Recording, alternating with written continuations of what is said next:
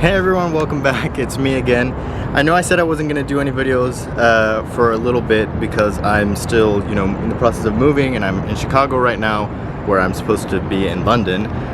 But, I thought, well, I could actually make a video that's not necessarily about Arabic, but more like along the lines of those kind of language blog videos that I've done a couple of before. So, because I don't really have to do like a ton of editing or anything like that for that. So today what I want to talk about is the languages that I speak, because I feel like this is something that, I've been asked a little bit like, oh well, I didn't know you spoke this or whatever. And the reason I want to talk about this though is not because I thought about it, I was like, I don't want to sound like I'm bragging or anything like that, but it's actually the opposite, because I really want to demystify a little bit how speaking a language works, or like how I think about it, because I say that I speak 5 languages, but honestly I obviously don't speak them in equal amounts. And also, depending on how you think about it, you might say, oh well, you don't actually speak that, or you do speak more than you think. So I just wanted to talk about each of the languages that I speak, how I learned to speak them, why I speak them, when I do speak them. And I hope maybe you can share your own experience in the comments, your own little language journey. So let's get started. So the first 2 languages that I speak are my native languages, which are English and Spanish. Those are actually my native languages. Don't be fooled. Arabic is not my native language by any stretch of the imagination. It's really English and Spanish. That's because I grew up in Colombia, in Cartagena. You guys don't really know anything about me, but I'm actually from Cartagena, Colombia. Even English is, it is my first language in a way, because, people in my family spoke it, and I used to come here to the United States to visit every so often. I almost don't know why I don't have an accent, which is another thing that people say, like, oh, I don't really know why, because I feel like I should, but I used to watch a lot of TV in English as a kid, so I wonder if that's the reason that the sounds stuck. But actually when I moved here and in college and all that, honestly my English, even though I don't have an accent per se, my vocabulary was actually really limited, because again, well, kind of, because most of my English exposure was not from talking to people, but rather from reading books in English and like watching TV and stuff like that. So like a lot of expressions and like just sort of natural speech I didn't really know much of, like idioms and stuff like that. Idioms at all, I did not know any. Like people would say, I don't know, like have your cake and eat it too. I'd be like, what? I just was so confused. So speaking of which, on that note, I highly recommend reading, if you can, in a language that you're really good at, but you're trying to get even better at, because that's really how you build your vocabulary. So that's how I really built my English vocabulary. So my native language is really Spanish, and that's the language that everyone spoke around me as a kid. And yeah, in the city of Cartagena, which means that my accent in Spanish is like a Caribbean coastal accent. If you don't really know what that means, actually, which I also didn't mention before, but I actually made a video for Wiki Tongues. If you know what Wiki Tongues is, they're really cool. They have videos where just like a native speaker speaks their particular language for a few minutes. It's really almost like a little not even an encyclopedia, but just like a registry of like what different languages sound like, which is really cool. So I did one about Caribbean Spanish, where I talk a little bit about the history, but also you can hear me speaking that way. So yeah, I'm gonna put a link somewhere for that. So yeah, so that's English and Spanish. The next language I learned was I started learning it in high school, and that was French. And a lot of people like study a language in high school and they joke about it later, like, oh yeah, sure, I studied 4 years of Spanish, but I only know how to say like hola or gracias or something. And for me, that could have happened for sure, but I think like I really wanted to learn French actually. And it's also, and it's also so similar to Spanish in terms of like its grammar, I guess, because it's a Romance language. So I really wanted to learn it, especially because back in Colombia, a lot of my friends went to this one school where it was actually mandatory to learn French along with English, plus obviously Spanish. So, and I always was like, oh, I want to learn French too. So when I got the chance to do that, I wasn't that passionate about it per se in the beginning, but you know, after like the third year of learning any language, especially like in schooling, that's when you really start seeing a lot of like the rewards, and like, you know, you can actually start using it. The first 2 years you're kind of really getting acquainted with it. So by the third year I was like, wow, you know, I really like this. So I studied it for 4 years-ish, and then I took a course in college. I never really did anything with it again though, to be honest, which is kind of a shame. Honestly, I feel like the reason I haven't even lost it in a way is because it's similar to Spanish, so I feel like a lot of the same part of the brain is working in a way. Like I don't have to overthink the grammar in a way. And then I went to France for 3 weeks, and you know, I spoke it there pretty much exclusively, and that actually really strengthened my French, obviously. But honestly, right now, I feel like I don't know if this is a thing, but I'm gonna call it language inertia. I feel like it's when you haven't been using a language for a long time, and then you try to use it, and in the beginning you're like stuttering a lot, or like trying to get your ideas through. What happens to me with this is because I've been studying several languages recently, so if I try to go back and speak French, like sometimes like Arabic comes out, you know, or like, you know, it's just all mixed up. That definitely happened to me when I went to France. I was like trying to speak French, but like Arabic was coming out, and it was insane. So that's an issue, language inertia with me, and with anyone, I think. So if you put me, like if you brought a French speaker right now and tried, you know, to have me talk to them, I mean, I would be able to, but it would take honestly like a couple days for me to not instinctively try to use the language that I use mostly right now, which is Arabic, the foreign language that I use mostly at this time. So I would be able to, but it might be like kind of weird at the beginning. So that's French. And then the next language that I studied was in college. I started studying Japanese, actually. I had always wanted to study Japanese ever since I was a kid. Why? I don't really know. Like, I did have a little phase, I guess, where I was like into you know, Japanese culture and stuff like that, like when I was pretty young. But I think I just was always just very curious about the language because it, you know, it looks cool, and I don't know, it seemed kind of useful. I don't know. I always wanted to go to Japan, which I ended up doing. So after studying it for 2 years in college, I had a chance to go to Japan for 2 months and study Japanese there. So technically, I mean, I was only there for 2 months, but it was like a whole year's worth of Japanese. It was like this intensive course. It was really cool. I mean, I was really blessed to have that opportunity. And so I guess you could say I've studied 3 years of Japanese. Now, the thing though with my Japanese though is that after studying it, I mean, I never studied it anymore after that, like officially. And all I've really done is, actually, in order to practice-ish, I guess, I purchased like a lot of like those graphic novels in Japan, in Japanese, obviously. So I bought those graphic novels, and then basically I read them in Japanese, and it's not like, it definitely takes me like a long time, because of all the vocab, really. Because I feel like my vocab in Japanese is kind of limited, because I feel like okay, fancy word incoming, but I think it's the phonotactics of Japanese means that a lot of the words kind of sound so similar, and I think you get a lot of those situations where you're like, oh, I definitely know that word, but like I forgot what it meant, or like what it has like at all.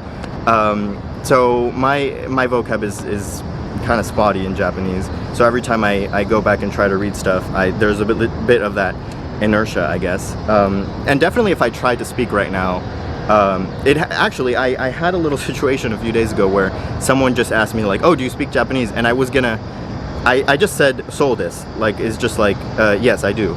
But then I was gonna ask like, oh, are you Japanese? Because it was on the phone actually. But then I was trying to say like "enta," which is Arabic, obviously. So that's what I mean. So that's my Japanese. I think the reason that my Japanese is kind of probably the worst, I guess, of the 5 languages I speak, I don't want to say that, but I mean, I guess probably it's true. It's also because I never really was in a context with like truly friendly with native speakers. I know some native speakers who I stayed with when I was in Japan, but it's not like I talked to them every day, or like I wasn't really using the language that much because I was like spending a lot of time alone really in Japan, you know, just exploring and stuff. But I didn't like have Japanese friends the way that I had Arab, you know, Palestinian friends, where I was like using Arabic, you know, all the time. Not so for Japanese. So my Japanese is really, you know, very much just what I learned in the classroom. I can definitely like use it, and honestly the way that the criteria for me to say like that I speak a language, so for these 5 languages, is because I consider that if you drop me in a context where there were only native speakers who only spoke that language, I would be able to live a pretty normal life without needing English. So with Japanese, I feel like I have the grammar and like all of that sort of in my head at this point, where even though my vocabulary is pretty limited, I guess, it would be pretty easy to pick up because I already just know how the language works. Because that's really the big sort of obstacle with Japanese, because the grammar is so different. So I think that if you just drop me in a context where only Japanese was used, I would be able to survive. But that's definitely why I think that it's my worst language, because it's the one that would take me the most effort to get to that point of just feeling 100% comfortable.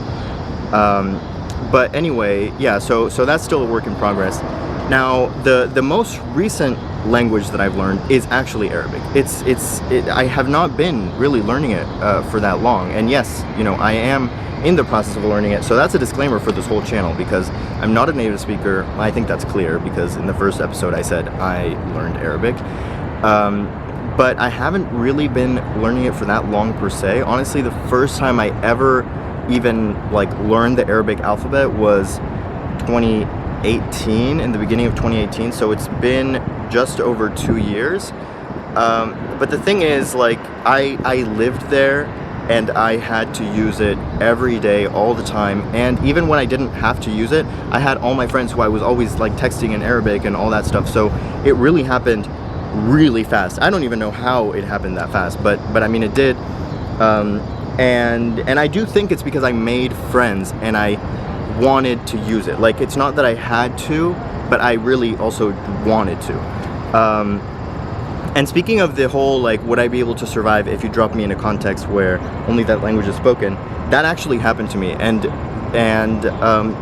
the moment that I said, wow, I speak Arabic, is because it is when I was sick one time when I was in Ramallah, and I'm a little salty, but none of my friends were able to help me out at that time. So I had to go to the hospital by myself and figure out like insurance, like explain what was going on with me, like get help, get medical tests, get, you know, all the whole process. And nobody spoke English. So, I mean, see, I had the whole kind of grammar and the Arabic way of thinking in my head, like programmed. I think by that point, that was in August-ish of last year. I just needed to learn the new, like, medical vocabulary. Nothing like too insane, but like, you know, like pain, blood test, virus, you know, bacteria, you know, stuff like that. Which is like not complicated vocab, but not stuff that you would necessarily need in your daily life. But again, my criteria is like, how easily can you adapt, like take in new vocabulary? So it's not like, oh, I speak this language because I know 1,000 words in this language. That's not really how it works, and that's why I don't, if you look at my videos, I haven't like given you really any vocab. I'm just teaching you grammar. And the reason is because if you know all the colors of the rainbow, you know, that's not really gonna help you, one, in real life, because that's not really useful very much. And two, if you actually need to say like a whole sentence, you're gonna struggle with it a lot, because you're trying to figure out how everything goes together, because you don't have that grammar like programmed in your head and you're not used to using it.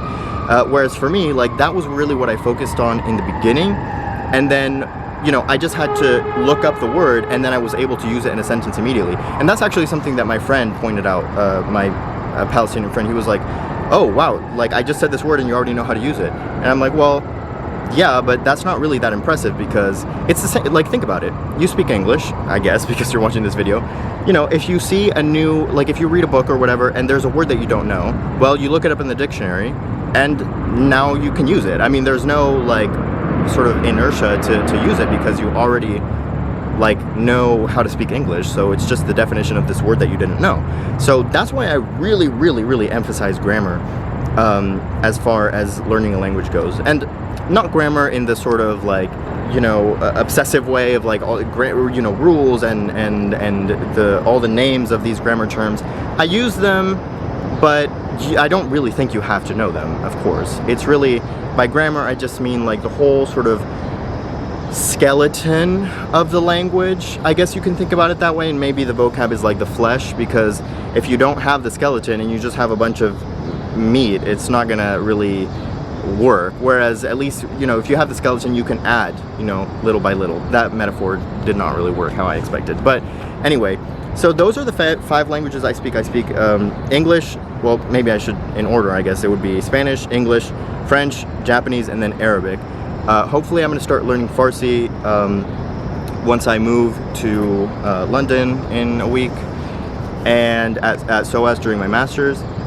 And I do speak a smattering here and there of some other languages, but not really. I mean, I just, like, you know, maybe I traveled there and I learned a couple things. I've been very fortunate that through my studies, through my, you know, while I was doing my bachelor's, I had some opportunities to visit certain places. I went to Russia. I just picked up a little bit of Russian, but not like, I don't, like, speak it. I would like to one day, but not really. I mean, я не понимаю по-русски is like, I don't understand Russian. Or я хочу кофе с молоком is, I guess, I would like coffee with milk. So that's something I learned how to say. I mean, at that point I knew some other things, but, like, I don't know why that stuck. I just, maybe because it's funny. What else? There's actually a language that is spoken outside of Cartagena in this, like, little village. It's only spoken by, like, 3,000 to 5,000 people who, like, live in that village. It's a really interesting language. It's called Palenquero. And, you know, my friends who live there speak it, so I picked up a little bit from them. And that, it's a Creole, basically. It's a Spanish-based Creole. It's really interesting, actually. You should look it up, but I don't want to make this video, like, super long. So, as I said, you know, just kind of picked up some things here and there, but I mean, I wouldn't say that I speak that language. And I don't want to, like, police people who, like, people can say whatever they want to say, but I do think that some people maybe stretch a little bit when they say, oh, I speak this language, but they just know how to say, like, certain key phrases, but saying phrases is not really, like, speaking that language. So you know, I don't really care what people want to say about themselves, but I tend to go on the humble, cautious side, because I want to say, oh, I speak this, and then someone starts talking to me and then I look like a fool. So even as I'm saying that I speak, say, Japanese, I caution, like, well, my vocab is pretty limited. I get, maybe I'm being humble, I don't know, but I definitely know that if I went there, I would pick it up, like, you know, with time I would become more, like, fluid, but there would be, it's not like I can immediately just summon it and just talk like an, no. So yeah, anyway, that's it. Oh wow, this turned out to be longer than I expected, but drop in the comments, like, what languages do you speak? What languages do you want to learn? I don't know, let's get the conversation going, because I think this is kind of a fun topic. And someone said that they want for me to post some stuff about, like, how I'm doing with Farsi, so maybe I'll do that. That would be cool. And yeah, well, anyway, I'll see you once I'm in London. Next video is definitely going to be from London, and cheers.